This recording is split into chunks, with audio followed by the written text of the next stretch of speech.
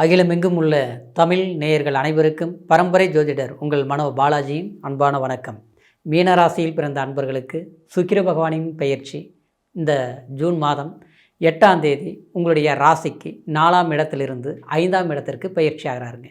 இந்த பயிற்சினால் உங்களுடைய ராசிக்கு எப்பேற்பட்ட ஒரு சாதகமான ஒரு நல்ல விஷயங்கள் நாம் எதிர்பார்க்கக்கூடிய சாதகமான வாய்ப்புகளை எந்த அளவுக்கு பயன்படுத்த போகிறோம்.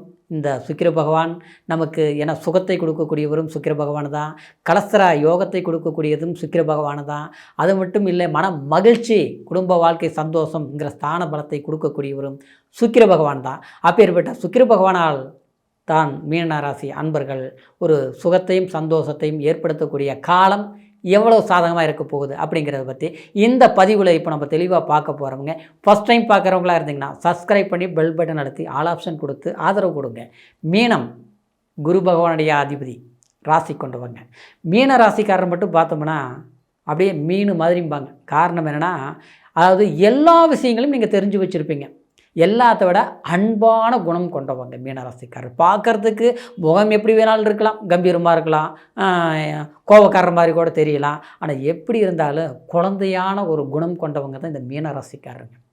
அதை விட இன்னொன்று பார்த்தோம்னா எல்லாரும் மேலேயும் அக்கறை வைக்கக்கூடியவங்க.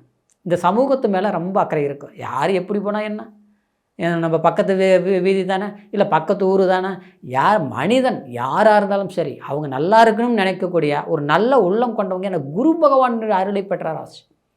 காலபுருஷ தத்துவத்தில் ஐன சைன போக சுகஸ்தானத்தை கொடுக்கக்கூடிய மீனராசி. மீனராசி நீர் தத்துவ ஸ்தான பலத்தை அடைஞ்சதுனால எப்போவுமே அதாவது ஒரு ஜலம் போயிட்டே இருப்பாங்க.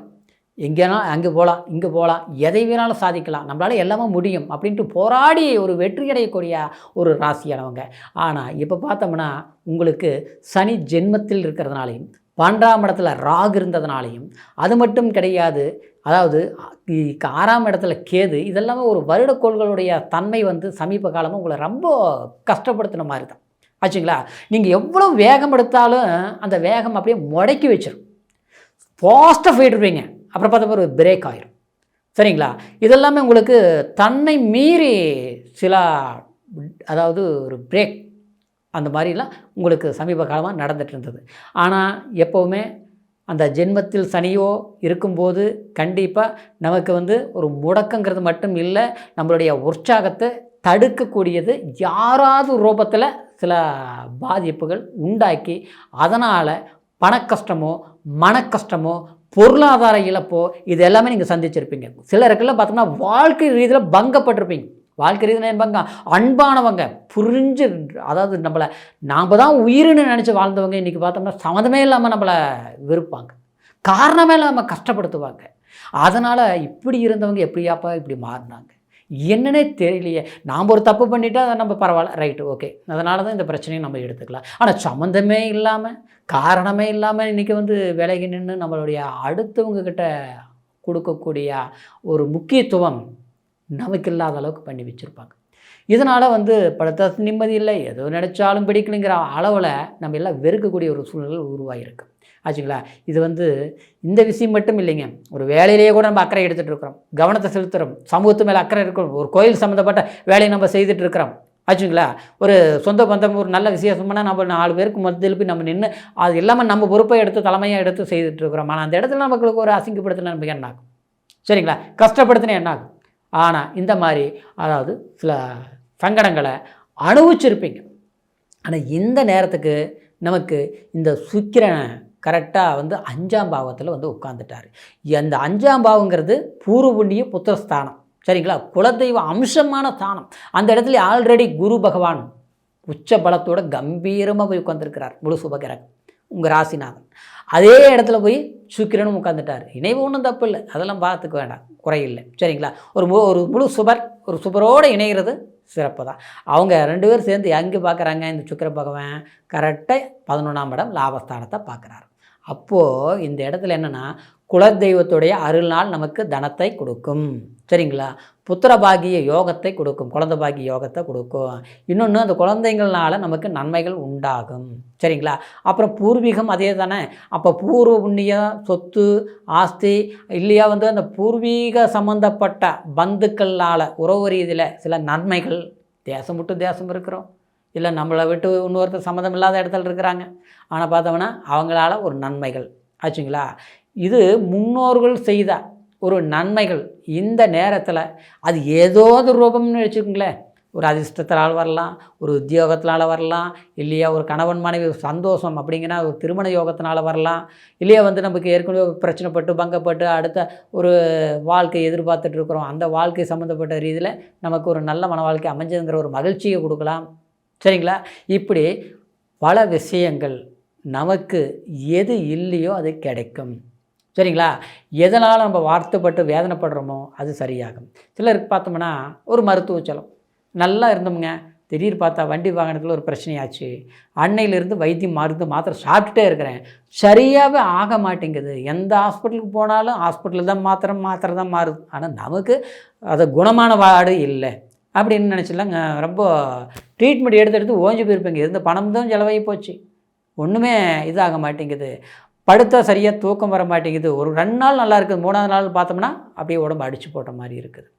எந்த கோயிலுக்கு போய் சாமி பிரார்த்தனை, எந்த ஹாஸ்பிட்டல் வைத்தியம் மாத்திரை எல்லாமே சரியாகலைங்க, என்ன தான் காரணம் அப்படின்னு நினச்சிட்டு இருப்பாங்க. சரிங்களா? காரணமே சில கிரகங்கள் பலவீனமாகும் போது தனக்கு மனசு மட்டும் கிடையாதுங்க, தன் உடம்பையே பலத்தை குறைச்சி உட்கார வச்சிடும்.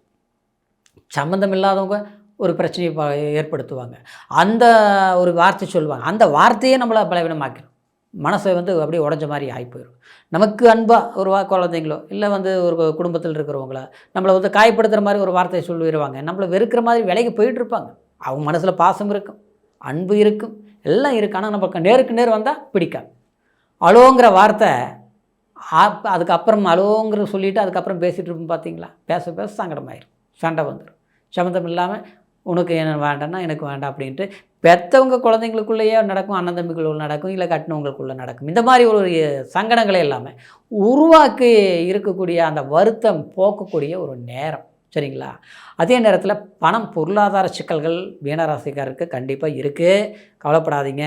நம்ம ஒரு கடனே வாங்கினாலும் கட்டுற சிரமமாக இருக்கும், அது எப்படிங்க கட்ட முடியும் என்னன்னே தெரியல, வருமானம் குறைவாக இருக்குது, 10 ரூபா சம்பாதிக்கிறது செலவுக்கே பற்ற மாட்டேங்குது, இதெல்லாம் கட்டி இதெல்லாம் சமாளித்து எப்படி வர்றது, அதுக்குண்டான வேலை கொஞ்சம் முன்னேற்றம், ஒரு பிஸ்னஸ் எல்லாமே ஏதாவது பண்ண முடியுமா, அந்த மாதிரி வாய்ப்புகள் அமையுமா அப்படின்னு எதிர்பார்க்குறேன், கிடைக்கலையேங்கிற வருத்தத்தை விட்டுருங்க, கிடைச்சிரும். இப்போ உண்மையிலேயே இது ஒரு நல்ல அற்புதம். ஆனால் நமக்கு ஒரு கிரகம் பலவீனம் ஆகும்போது இன்னொரு கிரகம் பலமாகும்போது அது ஆவரேஜ் ஆகும், அது ஒரு கிரகம் பலவீனமாகி 2 கிரகங்கள் பலம் ஆகும்போது அது ரொம்ப பலம், எப்படின்னா ரொம்ப டாப் ரேஞ்ச் கிடச்சிடும். அதனால் இந்த சுக்கிர பகவானினுடைய பெயர்ச்சி மீனராசி நல்ல வெண்மையான உள்ளம் கொண்டவங்க நீங்கள் கஷ்டங்கள் வந்தாலும் கடுமையாக போராடி ஜெயிக்கக்கூடிய தன்மை கொண்ட உங்களுக்கு இந்த பயிற்சி உங்களுக்கு சாதகமான யோகத்தை கொடுக்கும். என்ன செய்றீங்கன்னா, அதாவது சுக்கிர பகவானை பக்கத்தில் இருக்கிற அதாவது அம்பாள் ஆலயங்களில் சுக்கிரன் தனிச்சிருக்கும், அந்த கோயிலுக்கு வெள்ளிக்கிழமை நாளில் போய் மனப்பூர்வமாக மனம் உருகி வழிபாடு பண்ணி சாமி கும்பிட்டு அதாவது வாங்க, கண்டிப்பாக உங்களுடைய குறைகள், உங்களுடைய மன அமைதி, சந்தோஷம், ஆரோக்கியம், எதிர்பார்க்கக்கூடிய ஒரு சந்தோஷமான மன மகிழ்வுகள் கிடைக்கும். சரிங்களா? இப்போ சொன்னது கோட்சார் அடிப்படையில் இந்த பலன்கள் சொல்லி இருக்கிறதுனால பிறப்பு ஜனன ஜாதகத்தை ஒரு முறை பார்த்துக்கங்க. ஏன்னா பிறப்பு ஜனன ஜாதகத்தில் தான் முழுமையான பலன்களை தெரிஞ்சுக்க முடியும். ஏன்னா லக்னம், தசாபுத்தி, அந்தரம், சூட்சம் இதெல்லாம் பிறப்பு ஜனன ஜாதகத்தில் இருக்குங்க. அப்போது நம்மளுடைய சுக்கிரன் கூட, இந்த சுகத்தை கொடுக்கக்கூடிய சுக்கிரன் கூட, அது கலஸ்தர ஸ்தானாதிபதி, நம்ம கலஸ்தர காரகன்னு சொல்கிறது அதே சுக்கிரன் கலஸ்தர தோஷத்தையும் கொடுத்துருவார். ஏன்னா சுக்கிரன் மறைஞ்சோ நீச்சம் அடைஞ்சோ இருக்கும்போது சிலருக்கு திருமணம் வாழ்க்கையில் பிரச்சனைகள் வர்றது, அப்புறம் பார்த்தோம்னா கல்யாணம் ஆன பிறகு சந்தோஷம் இல்லாத ஒரு மன வாழ்க்கைகளை உருவாக்குறது, அப்புறம் பார்த்தோம்னா கொஞ்சம் பிரிவுகளை சந்திக்கிறது, இதெல்லாமே அதுதான் காரணம். அப்போ நம்மளுடைய ஜாதகத்தில் சுக்கிர பகவான் எப்படி இருக்கிறான்னு நம்ம தெரிஞ்சுக்கணும் இல்லைங்களா? சரிங்களா? அதனால் உங்களோட ஜாதகத்தை இதுவரைக்கும் எங்கும் பார்க்காமல் இருந்து நம்மக்கிட்ட பார்க்கணும்னு நீங்கள் விரும்புனீங்கன்னா கீழே இருக்கிற நம்பருக்கு ஃபோன் பண்ணி உங்களுடைய date of birth, time, place இது மட்டும் சொல்லுங்கள்.